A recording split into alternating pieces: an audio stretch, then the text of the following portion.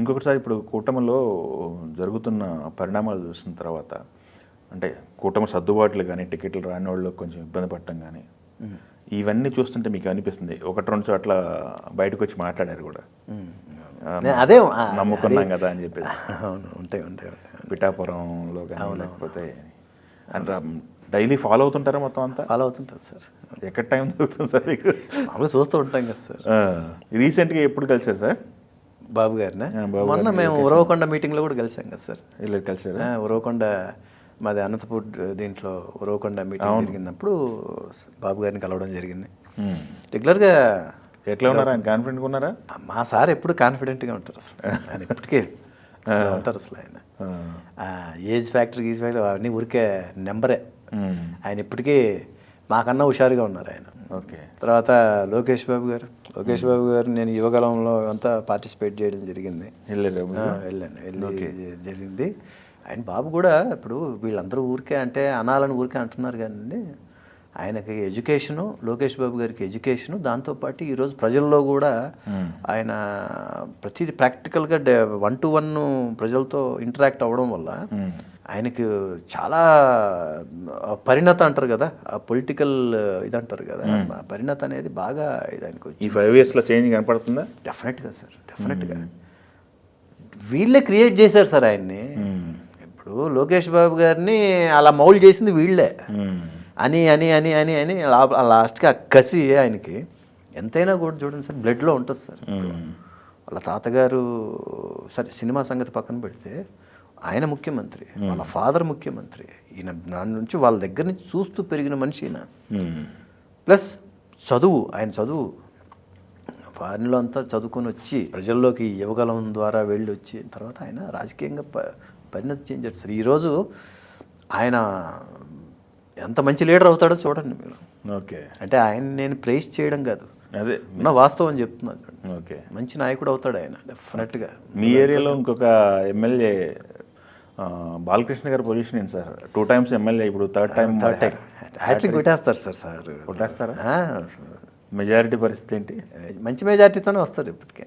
అంతే, కొంచెం అటు ఇటు, అంతే కొంచెం ముందు వెనక అటు ఇటు అవుతుంది కానీ అంటే అటు ఇటు అంటే మెజారిటీ విషయంలో కొంచెం ఒక 2000-3000 అటు ఇటు ఇది అవుతుందేమో కానీ ఆయన ఎప్పుడు ఈసారి హ్యాట్రిక్ కొడతాడు ఖచ్చితంగా ఆయనే.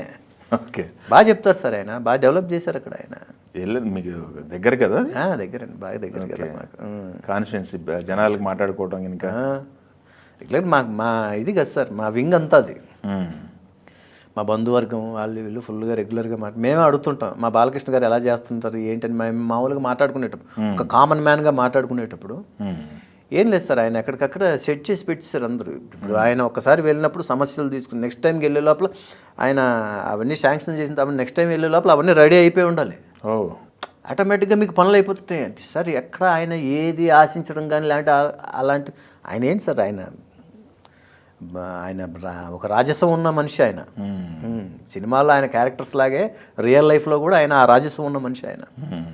ఆయన అనుకున్నది అయిపోవాలి, నెక్స్ట్ దీనికి వెళ్ళే లోపల ఆయన అనుకుంటారు ఆయన ఇక్కడ ఎమ్మెల్యేగా ఉండి సినిమాలు చేసుకుంటున్నాడు, అదంతా ఏం లేదు సార్. ఆయన ఒక్కసారి వచ్చి చూసే సమస్య తీసుకున్నాడంటే ఆయన అక్కడ శాంక్షన్ చేశాడు, నెక్స్ట్ ఆయన వెళ్ళే లోపు ఆ సమస్య క్లియర్ అయిపోయి ఉండాలి, అక్కడ పని అయిపోవాలి. మళ్ళీ ఎవరు ఇది అవ్వలేదు సార్ మీరు ఆ రోజు వచ్చారు చేస్తే అలా అనడానికి లేదు, అది అయిపోయి ఉండాలి.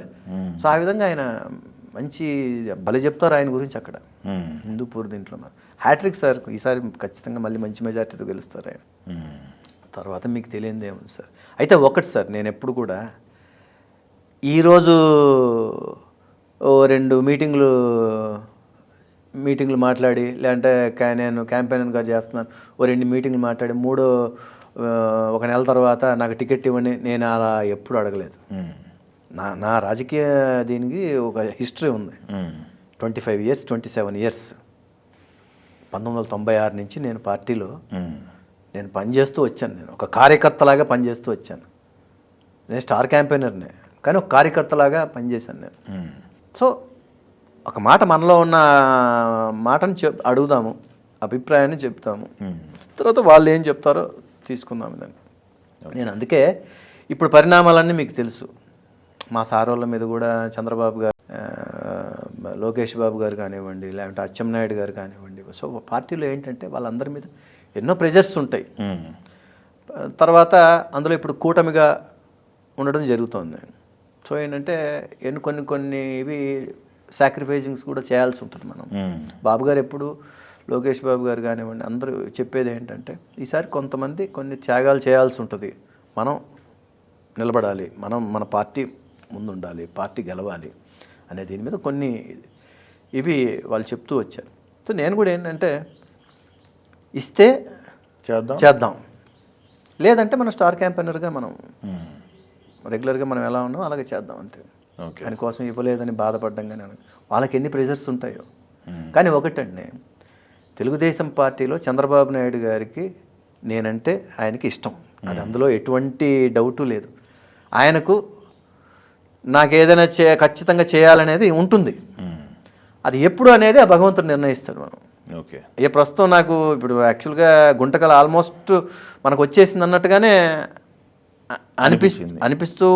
అనిపించింది, అది జరిగింది కూడా. మ్మ్. కానీ కొన్ని కారణాల వల్ల కొంచెం ఇలాగా అంత మాత్రం చేత మనం ఎప్పుడు ఫీల్ అయింది లేదు, ఏం లేదు.